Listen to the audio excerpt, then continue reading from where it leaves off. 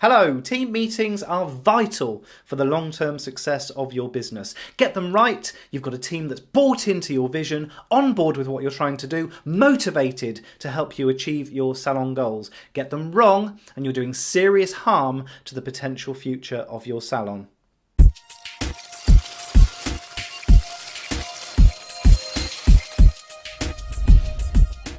Hello, Phil Jackson here from Build Your Salon, bringing you the tools you need to master to build the salon business you deserve. And I'm recording this today at the very end of November. And November for a salon coach is like December for a salon owner or a salon manager. It's our big month. Two reasons for that. Firstly, people are starting to think about next year and how they want to improve their business and how they want next year to be different to this one. So they're looking around for information and for coaches. And secondly, nobody wants to speak to me in December. I get very neglected and forgotten in December, darlings. So it's my last chance to get people on the phone and convince them that I'm the person to help take their business forward for the next 12 months. So November's a really busy one for me. I'm speaking to people from all around the world and I'm spending a lot of time on the road as well. And that's because part of my onboarding process is to get under the skin of your business. I want to see how it ticks, how it works, what's working in your business, and also where I can add value and help you improve over the next 12 months as well. And one of the things that I've noticed this month is that you are not meeting with your teams frequently enough. Generally, and also some of the content that you're sharing, some of the team meetings that you're holding, I think might actually be doing more harm than good. So firstly, how often are you meeting with your team? Well, I think as a bare minimum, you should be looking at meeting your entire team once a month. That's what I do in my salon.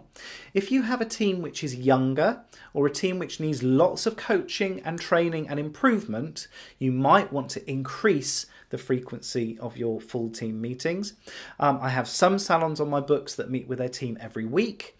I also have some salons, actually 2 salons, who meet with their team every day in December to communicate the team's sales target for the day. So in periods of intense change, you might want to increase the frequency as well. Where you're asking for a little bit more over and above what you normally do from your team, absolutely, it's time to increase the frequency and have that full team meeting and that contact with them. As far as the length of your meeting is concerned, well, if you're meeting with them once a month, I reckon you should be booking out about an hour. I book out an hour, but I try and aim for the meeting to be finished in 45 minutes. 2 reasons for that. The first reason is that the only place I can have a full team meeting is actually in the salon. And I don't like it when I'm holding a team meeting or trying to wrap up a team meeting if a couple of early comers, a couple of early clients are opening the door and they're not being greeted properly at reception. I find it distracting and I think it disrupts the end of my meeting. So I like to have everything wrapped up in 45 minutes. Also, it gives us a chance to grab a cup of tea and freshen up before the first clients arrive. So we're greeting them properly and facing the day with a renewed vigour. I like my team meetings at the beginning of the day when everybody's fresh. I can't make them work during the day because we're a hair salon, so we've got colours processing and people running over and things like that. So I can never manage to make room in the day for a team meeting during the day. And I think that your team are too keen to go home at the end of the day. So I don't like end of day team meetings. You might need to do a bit of trial and error. You might need to try a few things out with your team and see which yields you the best results. I always start my meetings on time, even if nobody's ready. You need to communicate the importance of these meetings to your entire team. And if you're willing to accommodate latecomers, if you're not going to start it on time, the message they're getting is that actually the meeting isn't that important to you. And I think that puts you on a back foot from the very start. So what are we actually going to talk about in these meetings? Well, I think the main bulk of your meeting should be training. And what are we going to be training them on? Well, I'm not talking about technical training, though actually you could include some technical training if you wanted to.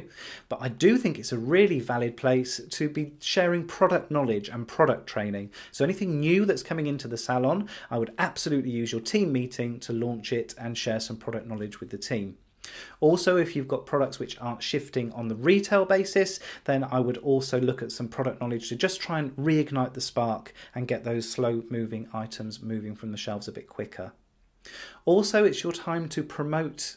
It's your time to educate on any promotions that you've got going on in the salon. So do not send an SMS to your customers, do not send an email campaign, do not place an advert or share anything on Facebook unless your entire team knows the ins and outs of that promotion. Because it's really embarrassing if a customer has seen the advert and a member of the team that they're speaking to doesn't know what they're talking about. So I always share the marketing activity that we've got coming up over the next month with my team before any customers might see it. What do we leave out of the meeting? Well, we can leave out any negativity. This is not the place to give your salon team a roasting. And I have to say, I got this horribly wrong for about the first 4 years in my salon. I thought having a team meeting meant sitting everybody in a room and screaming and shouting and stamping my feet because I wasn't happy with the results that they were giving me. It was a really demotivating, really negative space, and actually my team ended up dreading our team meetings when we had people calling in sick those mornings and things like that. Was it my fault? Absolutely. I got it horribly, horribly wrong. But I had worked for someone who was a bit of a tyrant. She didn't have very many team meetings, and when she did have a team meeting, she used to tear and scream and shout and stamp her feet because we weren't getting good results. So I thought that's what managers had to do. I hadn't worked in any other salons before or after, so I thought that was what managers were meant to do for their team. Took me a long time to realise actually I was doing a lot of harm. So don't give your team a roasting in your team meetings. Absolutely, if there are things that they need to be pulled up on, then you can do that, but I would do it in a way that you're training them on the system or the process that you have in place for the salon. It's not time to single anyone out for poor performance.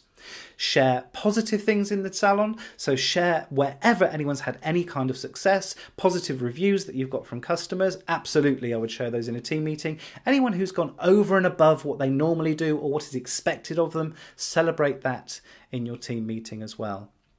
I will not let anybody sabotage my meeting. And if you've had very negative meetings or very few meetings in the past, or if your team is feeling very demotivated, you might struggle with this. They will come to the team meeting and use it as an excuse to vent.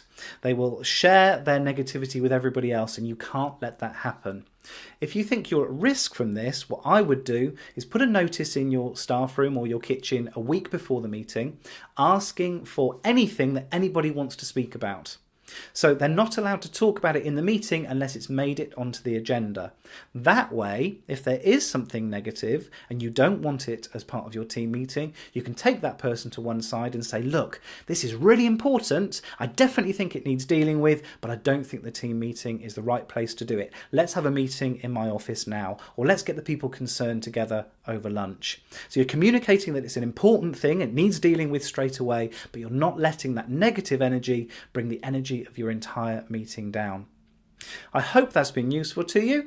If it has, don't forget to subscribe, because I do a broadcast like this every single week and I would hate you to miss out on the content that I'm sharing. If you've already subscribed, I will see you next week. If you need more help with managing your team, check out the link that I've put below in the description. There's a link to a course that I run called Team Performance Upgrade. If you're looking at appraisals or developing your team in a meaningful way over the next 12 months, check out the link. I expect I've put a special offer on the course there for you as well. Until next week, take care.